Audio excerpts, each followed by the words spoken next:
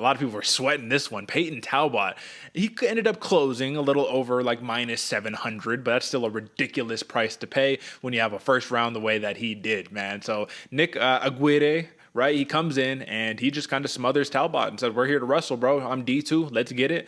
Talbot accepted the back foot, accepted getting taken down, and just kind of had to work. And a lot of people were sweating it. And this is another one, folks, where, of course, this was chalk. You're going to take the Talbot pick. When you go down to live odds after the first round and Talbot goes from a minus 700 favorite to a minus 130 favorite, you cash in all day. So that's what the smart bettors are doing right there. AJ, were you at all concerned or maybe regretting your pick after you saw that first round? Not really, Derek, because I knew had the kind of style that a fighter that Aguirre is, he's going to be looking for that kind of stuff, but he's probably also going to get a little tired and going to find himself in positions he doesn't really like. So that's where I was not too concerned, but at least at the end of the first round. But in that middle of that first round, yeah, I was a little worried, especially for the newcomer. We've seen the lights be too bright for Talbot, or for at least debut fighters like Talbot was. Having that kind of performance, especially having the resistance in the beginning, could play a big mind game. Homeboy looked good, though. I got to give it to the kid. He looked very calm in that actual performance, and having to go against some adversity, looked good, pulled it out. We'll see. Derek, what do you think? I thought it was a good fight, man. And you're right. This is a fight he was expected to have a victory over. And if you look at the numbers, man, I mean, at the end of the day, 2 of 10 for takedowns for Aguirre. So it's just a matter of sprawl and brawl. I'm not going to let you fight that fight. We're going to stand up and I'm going to break you. And he did. 3rd round victory, right? You love to see that. When you take a look at it, though, man, it's just, yeah, not a lot happened. And this is another one of those, not a standout performance, not even really a showcase performance, which maybe it should have been.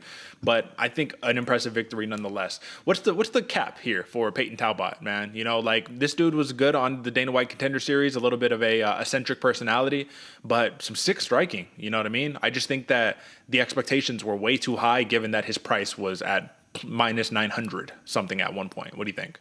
No, I also think some people are just looking a little too high to the stars for this kid. And don't get me wrong, the potential's there. The striking's fluid. He sees stuff. He moves very, very nicely. He hits hard.